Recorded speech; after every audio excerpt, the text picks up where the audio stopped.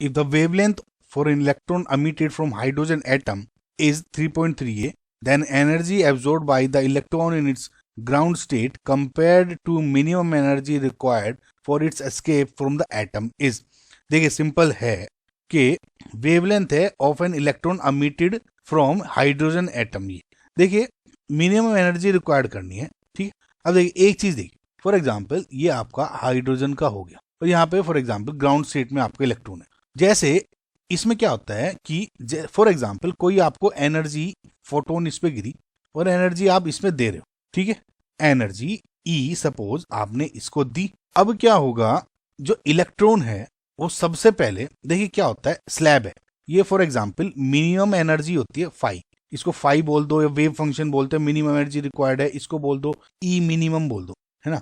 अब ये आप सोचो कि ये लाइन है एनर्जी की, जो मिनिमम एनर्जी रिक्वायर्ड है कि वो जब उसे मिल जाएगी तो इलेक्ट्रॉन बाहर आ जाएगा शेल से, ठीक है। फॉर एग्जांपल अभी एनर्जी का जो मेरा लेवल है वो ये है, ओके, ये इलेक्ट्रॉन है। ई जब मिली उसको क्या होता है कि उस जो ई इक्वल टू एच नी जो आपको मिलती है, इलेक्ट्रॉन को मिलेगी, उसकी एनर्जी बढ़ेगी, पहले तो आएगा वो मिनिमम एनर्जी पे।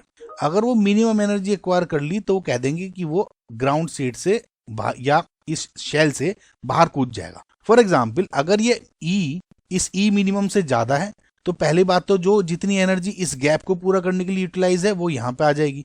उसके बाद जो एक्स्ट्रा एनर्जी मिली वो बेसिकली इसकी काइनेटिक एनर्जी के लिए के तौर पे इसमें आ जाएगी। समझ में? जैसे ये मैंने एनर्जी गिवन करी, ये मेरी एनर्जी मिनिमम रिक्वायर्ड थी, ठीक है। अगर ये इक्वल है तब तो फाइन है, इतनी एनर्जी मिलेगी, ये निकल सकता है। उस मोमेंट पे हो गया कि बस इसे अब फूक मारनी है और ये निकल जाएगा। अगर मैंने ये एक्स्ट्रा दे दी तो जितनी भी मिनिमम के ऊपर जितनी भी एनर्जी की वो उस इलेक्ट्रॉन की काइनेटिक एनर्जी में यूटिलाइज हो जाएगी, हाफ mv²। समझ में? ये कंसेप्ट बहुत जरूरी है, ये ध्यान रखना। अब गिवन क्या है उसको देखते हैं, इसको होल्ड पे रख लेते हैं अभी इस पॉइंट को। If the wavelength of an electron emitted from hydrogen atom is this, energy absorbed by the electron in its ground state compared to the minimum energy required for its escape। देखिए ये क्या है, energy absorbed by the electron in the ground state।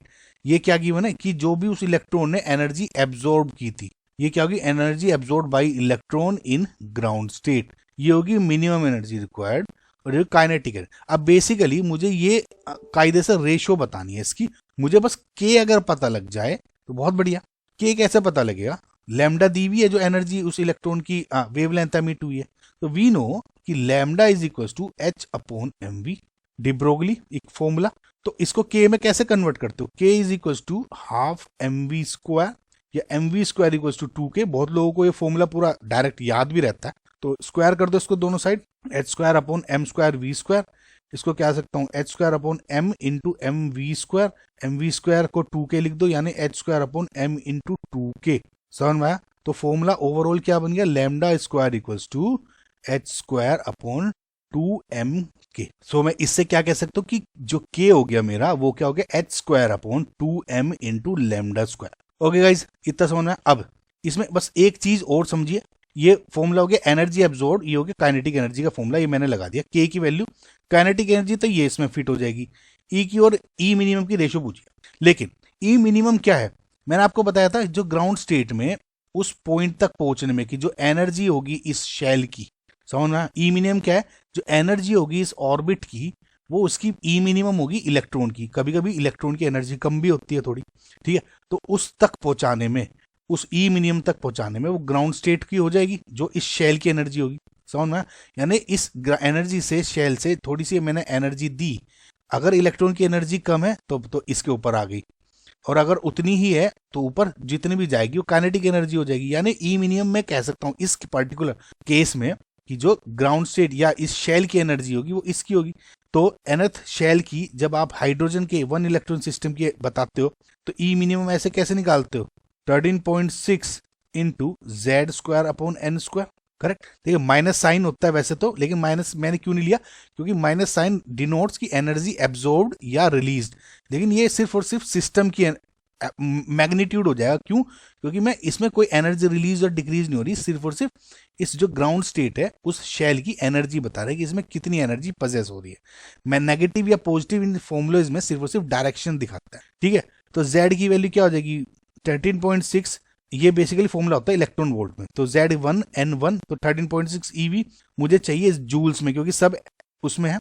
तो ये 13.6 को अगर मैं 1.602 into 10⁻19 से मल्टीप्लाई कर दूं तो जूल में आ जाएगा। क्यों? देखिए 1 इलेक्ट्रॉन वोल्ट इक्वल्स टू होता है 1.602 इंटू 10⁻19 जूल्स। ये याद होना चाहिए, या ये प्रोडक्ट याद रख लो डायरेक्ट जो इसमें यूज कर सकते हो। ठीक है, तो किसी तरह से आपको बस फॉर्मूला लगाना तो पड़ेगा ही गाइस। ओके गाइस, सो ई मिनिमम क्या होगी आपकी, ये वैल्यू होगी। अब के निकाल लेता हूं उससे पहले एक बार। तो के हो गया एच यानी प्लैंक्स कांस्टेंट 6.626 इंटू 10⁻34 का square divided by 2 into mass of electron 9.1 into 10⁻31 into lambda क्या है 3.3 इंटू 10⁻10 का स्क्वायर। इस पूरे को आप सोल्व करोगे तो आपकी वैल्यू आ जाएगी 2.215 इंटू 10⁻18। ठीक है, अब बस इसको वैल्यू को रख लेते हैं फॉर्मूले में और आपका आंसर आ जाएगा। थोड़ा सा बड़ा क्वेश्चन लेकिन बहुत अच्छा क्वेश्चन था गाइस। देखिए अब रेशो बतानी तो दोनों साइड में ई मिनिमम से डिवाइड कर देता हूं, तो ये हो जाएगा 1 प्लस के अपॉन ई मिनिमम। ये हो जाएगा 1 प्लस के की वैल्यू क्या होगी, ये 2.215 इंटू 10⁻18 डिवाइडेड बाई क्या हो जाएगा ई मिनिमम यानी 13.6 इंटू 1.602 इंटू 10⁻19। ये पूरा रख दिया इसमें। तो अब इस पूरे को जब आप सोल्व करोगे तो ई अपॉन ई मिनिमम की वैल्यू आ जाएगी आपकी 1 प्लस 1.01665 ओके, या 2.01665 समथिंग। तो जो आपका नियरेस्ट इंटीजर पूछा था, तो नियरेस्ट इंटीजर इसमें आपका हो जाएगा 2 okay, and that will be your final answer.